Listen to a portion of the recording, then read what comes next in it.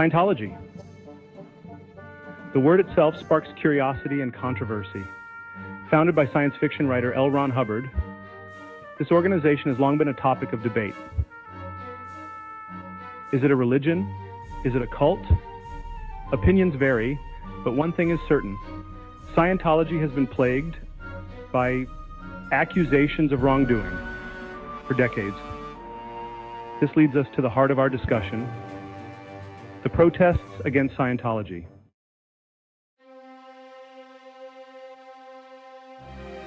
Imagine being part of a group where questioning is discouraged, where dissent is met with punishment, and where leaving is seen as a betrayal. For those who have managed to break free from the organization's grasp, the scars of their experiences run deep.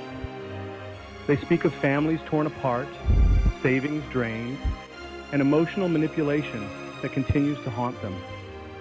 It is against this backdrop that the importance of protests becomes clear.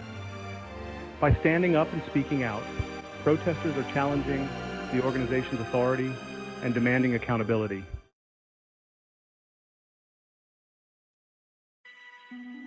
Walking towards that first protest, I felt a knot of anxiety tightening in my stomach.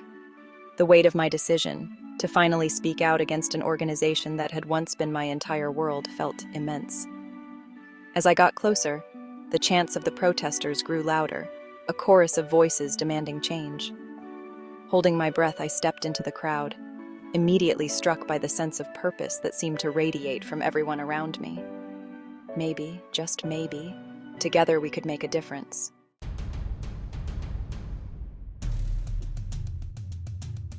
The sheer number of signs was overwhelming. They were a sea of colors and slogans, each one a testament to the pain and anger that Scientology had inflicted upon so many lives. Some signs bore simple messages, stark reminders of the organization's controversial practices. Fair game is abuse. Stop the disconnections. Where is Shelley? The signs were more than just pieces of cardboard and marker. They were a visual representation of the collective pain and outrage felt by those who had been affected by Scientology.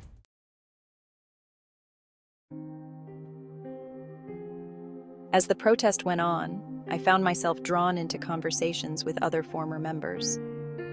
Each story shared was like a shard of glass, sharp and painful, reflecting the broken promises and shattered lives left in Scientology's wake. One woman, her voice thick with emotion, recounted how she had been forced to choose between her faith and her son, who had dared to question Scientology's teachings. Another former member, a man who had once held a high-ranking position within the organization, spoke of the disillusionment he felt after witnessing firsthand the hypocrisy and abuse of power that permeated Scientology's upper echelons. I realized that by sharing my own experiences, by adding my voice to the chorus of dissent, I could help break the silence and hold Scientology accountable for the harm it had caused.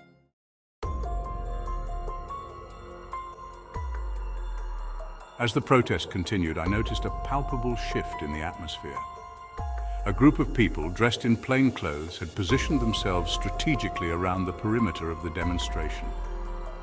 These weren't just curious onlookers, these were Scientologists sent to observe, intimidate, and gather information. Despite the unease their presence created, the protest continued. We knew that our message was important, that the truth needed to be exposed, and that the risks we faced paled in comparison to the suffering endured by those still trapped within Scientology's grasp.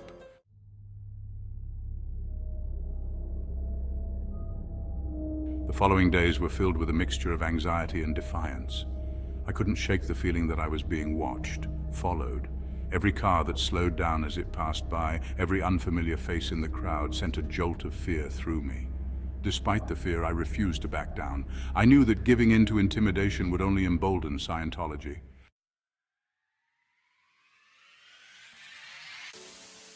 Standing shoulder to shoulder with fellow protesters, I felt a surge of strength course through me. We were a diverse group, united by our shared experiences and our unwavering determination to hold Scientology accountable for its actions. We chanted slogans, our voices echoing through the streets, demanding justice for those who had been harmed. We held signs high above our heads, Our message is a visible reminder of Scientology's controversial practices and the countless lives they had impacted. We were a force to be reckoned with, a collective voice that could not be silenced.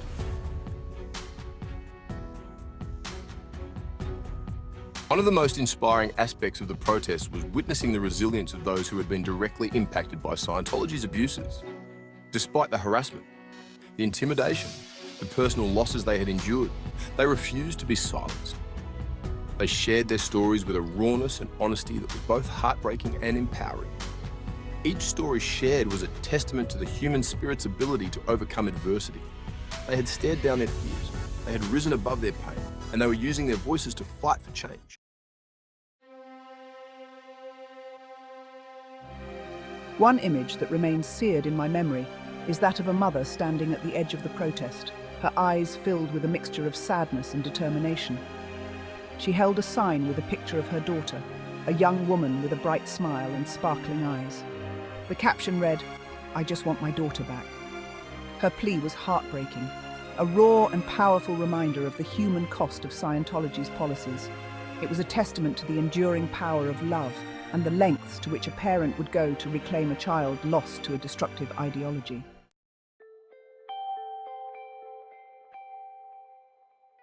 One of the most remarkable aspects of protesting Scientology was the incredible diversity of the people I encountered.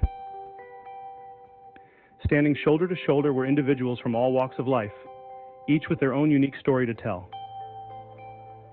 There were seasoned activists, their faces weathered by years of fighting for social justice.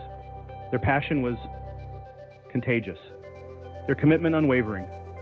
I met young students eager to make a difference in the world. They were determined to use their voices to stand up for what they believed in. Their energy was infectious, a reminder that the fight for justice was a marathon. There were artists and musicians, their creativity finding an outlet in the protest movement. They created powerful images and poignant songs that captured the essence of the struggle.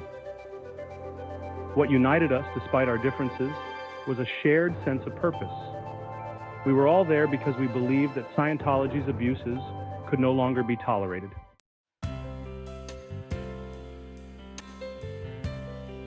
As the protests continued, a sense of community began to emerge. We shared meals, huddled around makeshift tables, the aroma of coffee and homemade food filling the air. We told stories, laughed, cried, and offered each other words of encouragement. The weight of our shared struggle felt lighter, the bonds of friendship a source of strength. Someone brought a guitar, and the soft strains of a protest anthem filled the air. As we sang together, our voices blending in defiance, I felt a profound sense of connection. We were part of something larger, a movement for justice and accountability. These moments were a source of hope and inspiration, a testament to the power of community.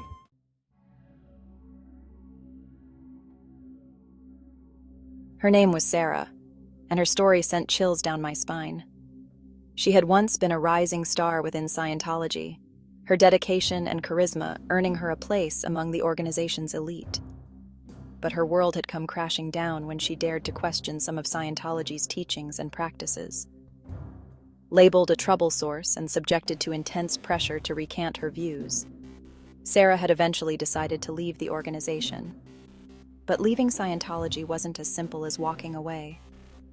Sarah soon discovered that the organization had a long reach and a vindictive streak. She began receiving threatening phone calls, her mailbox was filled with hate mail, and her car was vandalized. Her former friends and colleagues, still loyal to Scientology, shunned her, their silence speaking volumes. Undeterred, Sarah became an outspoken critic of Scientology, sharing her story at protests and online, determined to expose the organization's true nature. Her courage was inspiring, but it came at a heavy price. The harassment escalated. Sarah's apartment was broken into, her personal belongings ransacked, her sense of security shattered.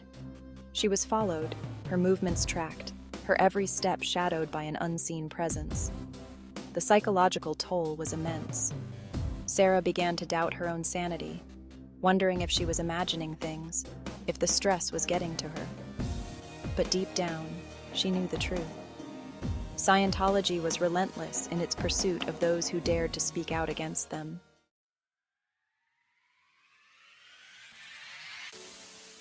Despite relentless harassment, Sarah refused to be silenced. She knew her story needed to be told. Her voice grew stronger each day, fueled by purpose. She found strength and solidarity with others. They offered unwavering support. Sarah's story reminded us of the risks, but it also showed the indomitable spirit of those who stand up for their beliefs.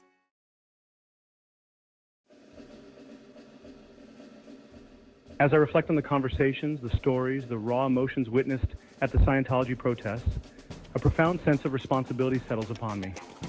The fight for justice, for transparency, for the basic human right to think and speak freely is far from over. The stories shared are not isolated incidents. They are threads in a larger tapestry of alleged abuse, control, and manipulation woven by a powerful and secretive organization. Silence is often the most potent weapon wielded by those who seek to maintain control. It allows abuses to fester in the darkness, hidden from scrutiny and accountability. But the voices of dissent, the courageous individuals who dare to speak out, are shattering that silence. They're shining a light on the darkest corners of Scientology, exposing the alleged truth behind the carefully crafted facade. It is our duty to amplify these voices, to listen with open hearts and minds, and to demand better. We must educate ourselves about the alleged practices of Scientology, the allegations of abuse and exploitation, and the tactics used to silence critics. We must support organizations and individuals working tirelessly to expose the truth and seek justice for those who have been harmed. The fight may seem daunting, the power dynamics seemingly insurmountable. But as history has repeatedly shown, even the most entrenched systems of control can be challenged, can be dismantled when enough people stand up and say enough is enough.